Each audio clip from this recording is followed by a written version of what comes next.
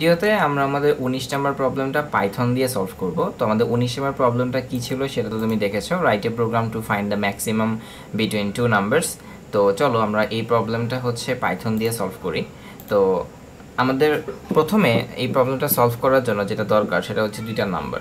So পাইথনে আমি দুইটা number দুইভাবে নিতে পারি। একটা হচ্ছে যে তোমরা এন্টার প্রেস করে যে নাম্বারটা নাও সেটা, আরেকটা হচ্ছে তোমার সেম লাইনে। তুমি যখন সি প্রোগ্রামিং অথবা C++ দিয়ে ইনপুট নিয়েছিলা তখন তুমি সেম লাইনে নাও নাকি এন্টার দিয়ে নাও সেটা কোনো ম্যাটার করে না তোমার সি প্রোগ্রামিংয়ের প্রিন্টএফ আর C++-এর তোমার cin. But in Python তোমার হচ্ছে সেম লাইনে নেয়া আর এন্টার প্রেস করে নেয়া একটু ভিন্ন রকমের। জিনিসটা কেমন, ধরো আমি হচ্ছে নাম্বার 1 ইকুয়াল টু যদি এইভাবে নেই, যেহেতু আমাদের নাম্বার 1টা কি একটা ইন্টিজার, তো আমি ইন্টিজার নাম্বার নিলাম, ইন্টিজার, তারপরে হচ্ছে আমাদের কি ইনপুট, তো আর হচ্ছে আমাদের নাম্বার 2 লাগবে।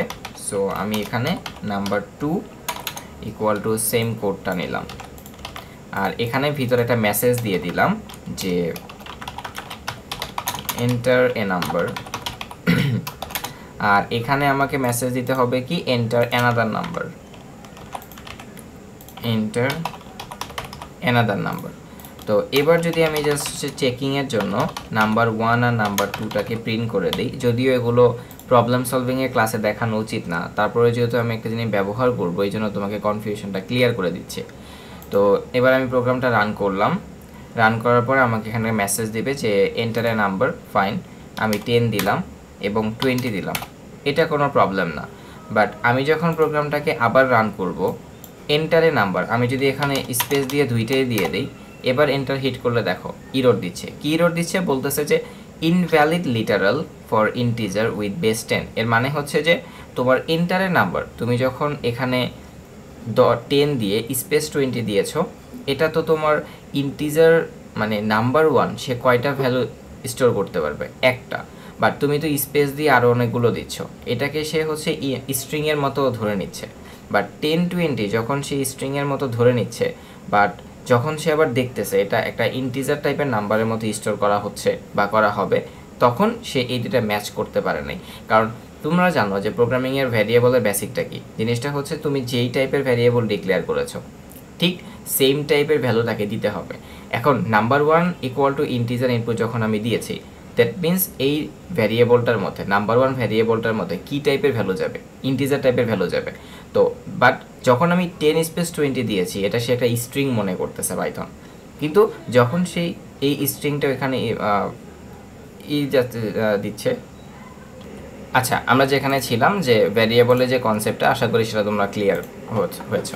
তো এখন আমি যদি সেটা এক লাইনে ইনপুট নিতে চাই, 2টা বা 3টা বা যে কোনো জিনিস, তাহলে আমি যেটা করব সেটা হচ্ছে একটা ম্যাপ ফাংশন ব্যবহার করব। আমি জানি যে তুমি হয়তো বা পাইথনের ম্যাপ ফাংশনটা জানো, বা না জানলে এই চ্যানেলেই হচ্ছে পাইথন স্ট্যান্ডার্ড লাইব্রেরি বা পাইথন STL নামে একটা প্লেলিস্ট আছে, সেখান থেকে তুমি হচ্ছে এই জিনিসটা দেখে নিতে পারো ম্যাপ ফাংশনটা কেন ব্যবহার করা হয়। তো আমি যেটা নাম্বার নিব একই লাইনে, সো নাম্বার 2 এখানে ইউজ করলাম। তারপরে ম্যাপ ফাংশন, এটার প্রথম প্যারামিটার হিসেবে যাবে হচ্ছে ইন্টিজার এবং সেকেন্ড প্যারামিটার হিসেবে যাবে হচ্ছে তোমার ইনপুট ডট স্প্লিট। তো এই জিনিসটা ব্যবহার করার মাধ্যমে তুমি এখানে শুধু 2টা নাম্বার না, তুমি এখানে 3টা 4টা 5টা 6টা ভ্যারিয়েবলের ভ্যালু তুমি নিতে পারো, সেটা কোনো প্রবলেম না। এবার আমরা কি করব যে ম্যাক্সিমামটা বের করব। এখন 2টা নাম্বারের মধ্যে বা 3-4টা বা যেই কয়টা খুশি সেই কয়টা নাম্বারের মধ্যে ম্যাক্সিমাম নাম্বারটা তুমি যদি বের করতে চাও পাইথনে 2-3টা জিনিস ইউজ করা যায়। ইফ এলস ইউজ করা যায়, তারপরে তাদের STL যেমন হচ্ছে ম্যাক্স ফাংশন ব্যবহার করা যায়, যেটা C++-এ আছে তাদের ম্যাক্সিমাম বের করার জন্য। তারপরে হচ্ছে পাইথনের টার্নারি অপারেটর, সেটা সিতেও আছে C++-এও আছে, এই জিনিসগুলো ব্যবহার করা যায়। তো আমরা সবচেয়ে ইজিয়ার যেটা সেটা হচ্ছে STL-টা ইউজ করব। তো এখানে ম্যাক্স বের করার জন্য আমি হচ্ছে ম্যাক্স কিওয়ার্ডটা ব্যবহার করতে পারবো না, বিকজ এটা হচ্ছে তাদের reserve word. So max function, then আমি নাম্বার 1টাকে পাস করে দিব, সো নাম্বার 1 অ্যান্ড দেন হচ্ছে এখানে তোমার নাম্বার 2 শেষ। এবার আমি হচ্ছে এখানে প্রিন্ট করে দিব যে প্রিন্ট ম্যাক্সিমাম নাম্বার, এটা দিতে পারি, অথবা হচ্ছে অনেকভাবে লেখা যায় এটা, যে ম্যাক্সিমাম নাম্বার বিটুইন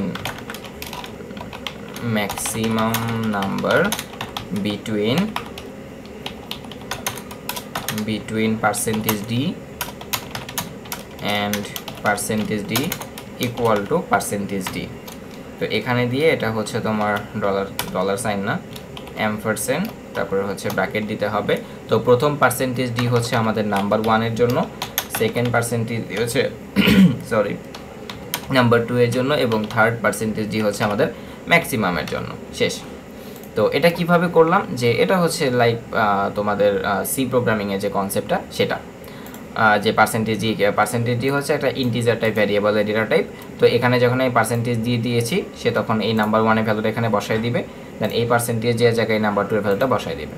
সো এবার যদি আমি পুরো প্রোগ্রামটাকে রান করি, তাহলে এখন এখানে কোনো মেসেজ আমি লিখি নাই এখানে, সো এখানে কোনো কিছু দেখাবে না, আমি জাস্ট বাই ডিফল্টের নাম্বার এখানে দিচ্ছি লাইক 10 20, তাহলে বলতেছে ওকে ফাইন।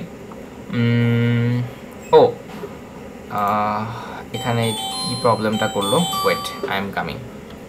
আচ্ছা, আমি এখানে যে ভুলটা করেছিলাম সেটা হচ্ছে এখানে তোমার যে অ্যাম্পারসেন্ট সাইন আমি দিয়েছিলাম, সেই অ্যাম্পারসেন্ট সাইন হবে না, এখানে হবে percentage sign, sorry for that. এবার আমি যদি হচ্ছে এই প্রোগ্রামটাকে রান করি, তাহলে হচ্ছে আমরা আবার দুটো ইনপুট দিই, 10 and 20, maximum number between 10 and 20 is 20, এরকম। এখন আমি যদি এখানে সুন্দর একটা মেসেজ দিতে চাইতাম, তাহলে আমি এখানে মেসেজটা লিখবো, দ্যাট আই নো, যে এন্টার টু নাম্বারস, এখানে আমি মেসেজটা দিয়ে দিলাম। তো আমি যদি প্রোগ্রামটা আবার রান করি,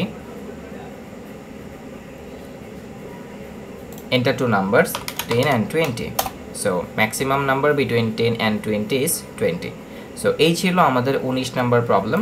তো এর নেক্সট ভিডিওতে তোমরা হয়তো বা এই 19 নাম্বার প্রবলেমটা জাভাস্ক্রিপ্ট বা জাভা দিয়ে থাকবে, দেন পাইথনের সাথে দেখা হবে আবার 20 নাম্বার প্রবলেমে।